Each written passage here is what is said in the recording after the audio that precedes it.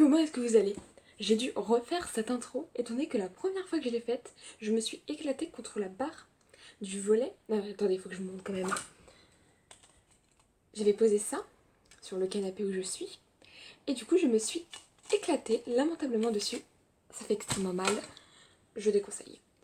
Donc aujourd'hui je suis de bonne humeur. J'espère que vous aussi. Et on va passer justement au point positif de ce mois-ci parce que c'était un petit peu le but de cette vidéo. Je vous propose qu'on commence avec les bonnes nouvelles qui concernent la France. Me semble-t-il qu'il y en a eu 3. Le premier point, hyper content parce que c'est quand même un truc qu'on voulait depuis un certain temps.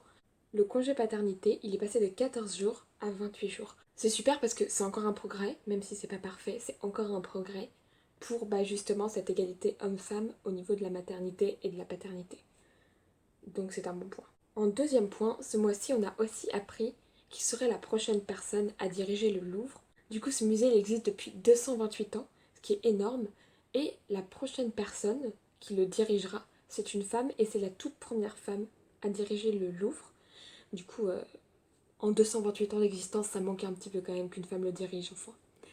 Et du coup, c'est une nouvelle hyper positive. Donc, je sais qu'elle prendra ses fonctions en septembre, je crois. Et attendez, je vais vous lire le nom. Comme ça évitera que je l'écorche. C'était Laurence Descartes. Voilà, ou ça sera d'ailleurs plutôt, ça sera Laurence Descartes. Donc, big up à elle. Et du coup, le troisième point, il concerne la SNCF. Alors, c'est plutôt rare que je vous parle de bonnes nouvelles qui concernent des entreprises comme ça. Mais là, ils ont été hyper cool ce mois-ci. On ne sait pas ce qui s'est passé, mais ils se sont dit, faisons plein de bonnes actions. Et du coup, c'est vachement cool. Donc, ils ont fait deux choses. La première, c'est qu'ils ont prêté des locaux afin que des services spécialisés puissent accueillir les femmes qui ont subi des violences conjugales. C'est bien sûr quelque chose d'extrêmement important et la prise en charge de cette personne n'est pas suffisante aujourd'hui. Et le deuxième point, c'est qu'ils ont fait livrer 40 000 repas à des étudiants qui étaient en situation précaire. Et ça aussi c'est vachement cool parce que on n'en parle peut-être pas assez, mais la situation des étudiants en ce moment, à l'aide.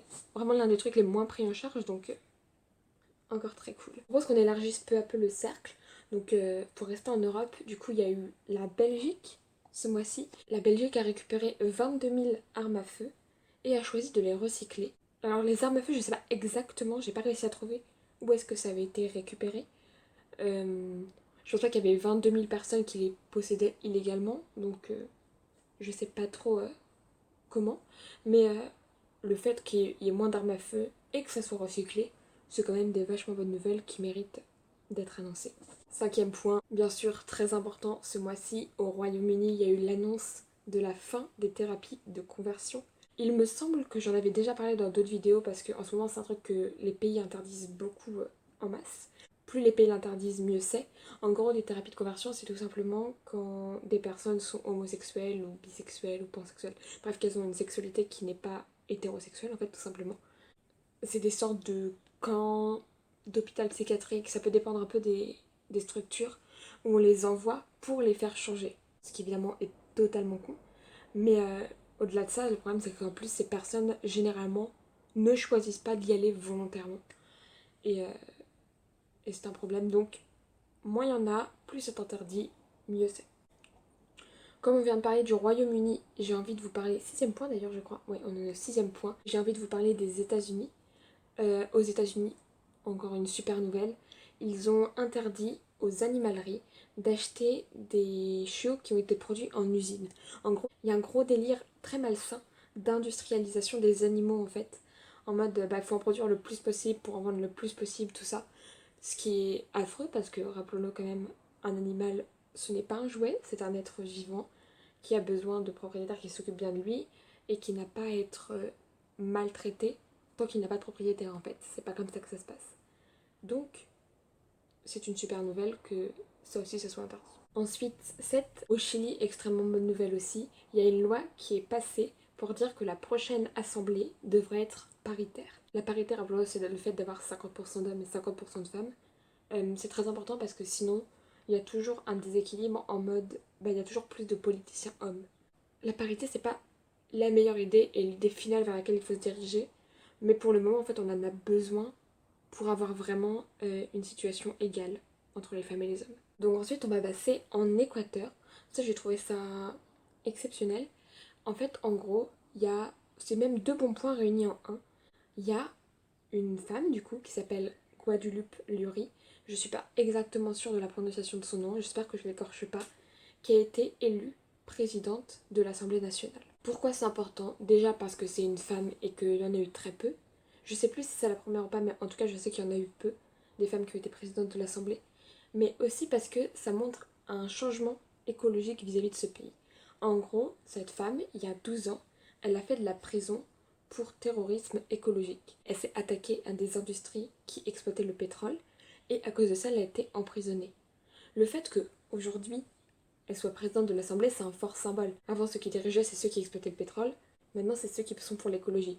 Le symbole et même les changements que ça va impliquer, en fait, sont extrêmement bien. Et c'est vraiment la meilleure nouvelle ce mois-ci, à mon sens. Ensuite, je crois que c'est la 9e et la toute dernière. J'avais envie de finir par celle-là, parce que je l'ai trouvée incroyable, incroyable dans le sens qu'elle transmet, incroyable dans l'action que c'est. Bref, je vous en parle. C'est encore un geste féministe et écologique. On va parler des représentantes de 26 peuples autochtones. Donc déjà que des femmes. Et autochtones, ça veut juste dire qu'elles sont basées dans la région en fait de base. Et ces femmes, elles ont marché 20 000 kilomètres, soit 2 mois et demi, pour dénoncer le terricide. Donc terricide, terre, et cide, le fait de tuer. Donc juste en fait, c'est un magnifique mouvement de dénonciation de ce qu'on est en train de faire à la Terre en ce moment. C'est beau au niveau de l'écologie, au niveau du symbole que ça renvoie. En tout cas, je sais pas vous, mais moi quand je vois ce genre de mouvement, ce genre d'avancée, toutes les bonnes nouvelles que je vous ai citées, c'est un peu un truc qui me donne foi en l'être humain. Et voilà, c'est donc la fin de cette vidéo. J'espère qu'elle vous aura plu. Si c'est le cas, n'hésitez pas à mettre un petit like, à vous abonner, à laisser un petit commentaire. Vous connaissez. Sur ce, je vous aime très fort. Prenez soin de vous et des êtres que vous aimez.